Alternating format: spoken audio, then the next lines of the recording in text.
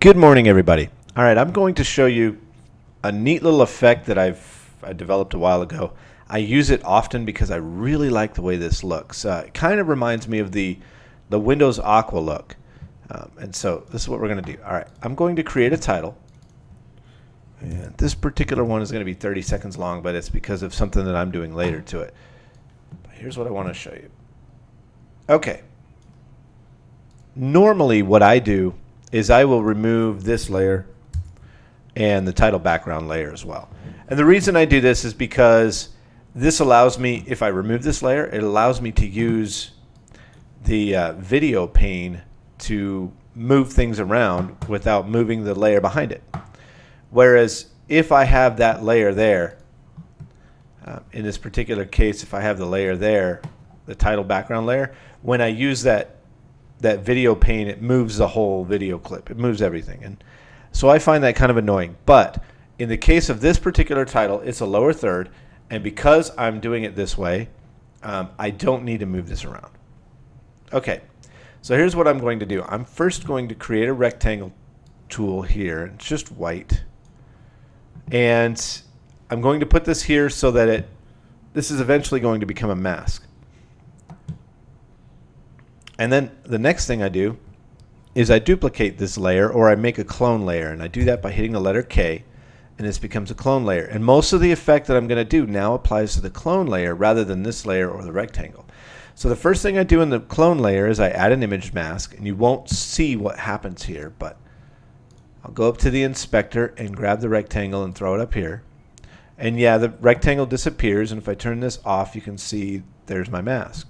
But I want the rectangle there because I'm going to use it. I'm going to make it a little bit transparent.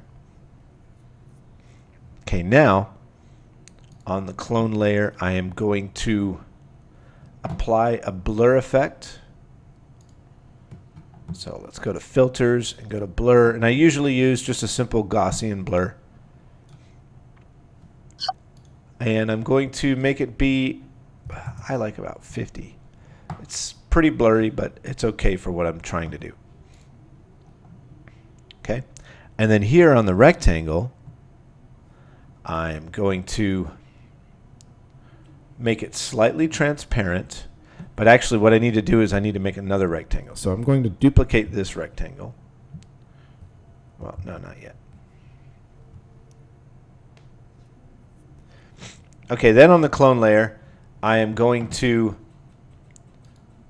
add a glow filter. Glow. And usually what I use is a bloom.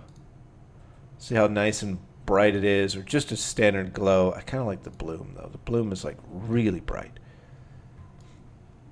Okay.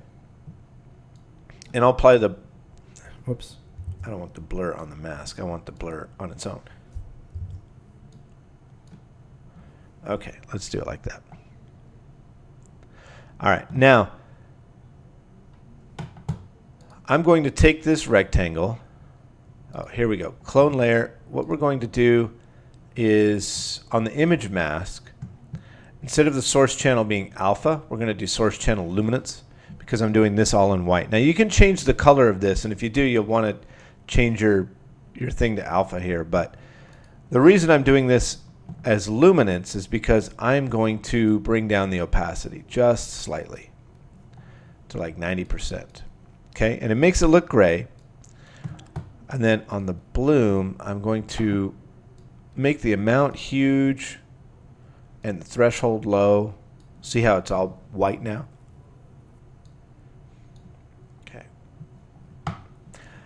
All right, so now I've got a bloom and a blur and a rectangle, a white area. So let's go ahead and save this real quick.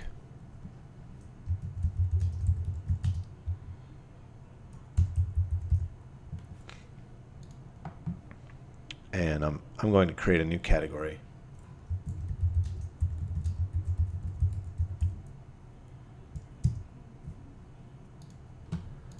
All right, and a new theme.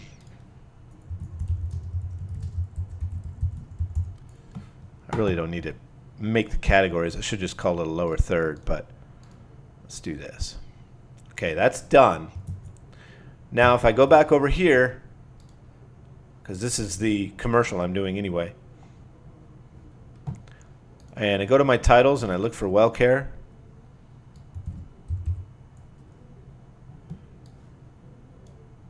Okay, now see what it's doing. It's making a transparent yet blurry type of effect. And we can go in here and we can lessen the transparency and things like that,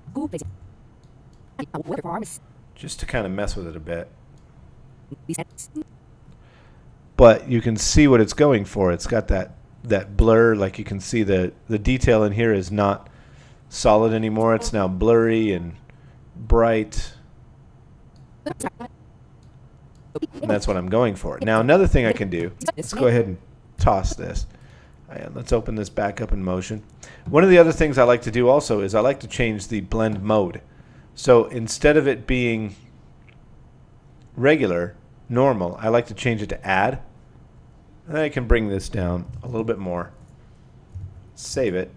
And then when we come back here and bring it in, it takes a little bit.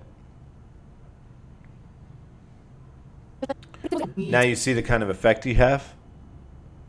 It's not quite as transparent, but it makes a really interesting little effect on the bottom there.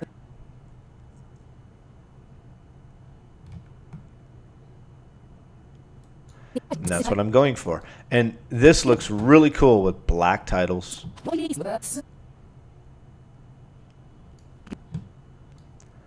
And you can also do the opposite if you want. You can take your glow and turn the brightness to dark. Let's try this. Let's change this here to multiply. Let's change the color to black.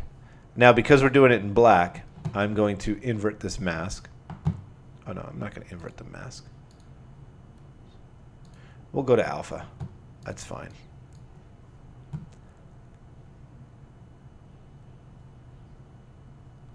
And then on the bloom, instead of the brightness being high, we're going to make the brightness low. Okay, let's save that. All right, and you get an opposite effect. You still get the blurriness and all that. You just get it, the transparency in black instead. And this would look good with white titles or yellow titles. In this particular case, I want to go with white. So I'm going to reverse all of that and go back to the white. But there you go. That was a fun little experiment there. Just kind of a neat little effect that I like to do. And what's neat about this also is, let's say, oh, whoops. Let's go here. Let's say 2124, I think, is where it was, where the change happened. Okay, let's change this back to white.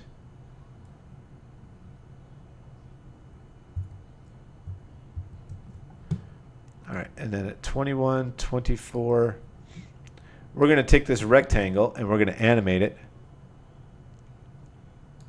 We're going to animate the geometry.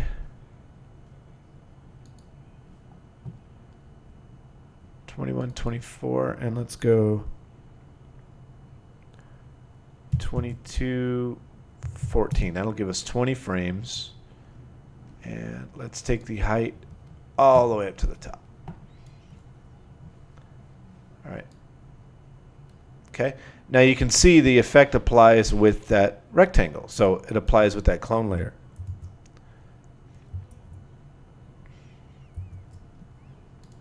Now if I go back into Final Cut Pro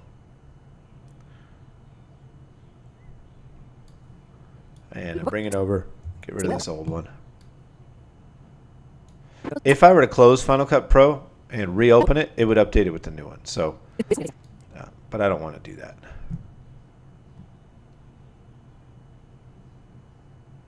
All right, so I need to reapply that white. Oh, because I still have it in multiply, I think. Yeah, here we go.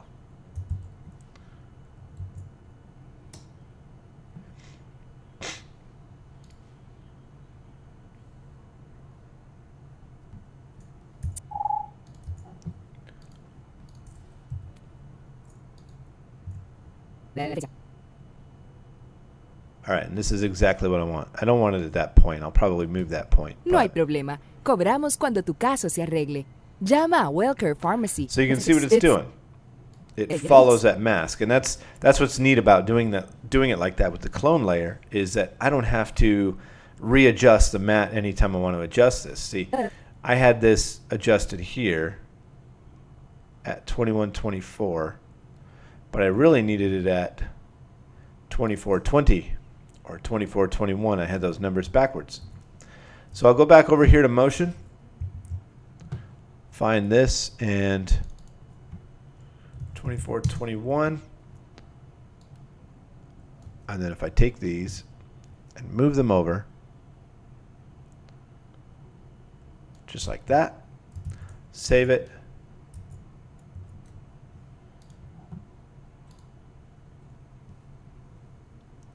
And then once this comes up, not this particular one, again, if I restarted Final Cut Pro, it would come up.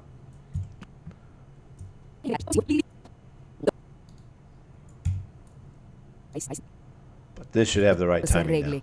Llama a Wellcare Pharmacy. Descubre la diferencia. And that's what I'm looking for. All right. So that was kind of a cool little Windows Aqua look that I kind of came up with a while back. And I use it often. I usually use different colors on this. And sometimes I make it a little more complicated, so it has a little more definition or a little less definition, depending on how I feel. Sometimes I'll make it really blurry. Sometimes I'll even make a blurry edge. But this is just something I wanted to share with everybody to kind of let you see my little, I guess, Windows Aqua look. All right. So thanks very much for watching. Hope you gained something from this, and we'll keep going on. If you have any questions, let me know. If there's anything I can try to help you out with, let me know. All right. Thanks very much for watching.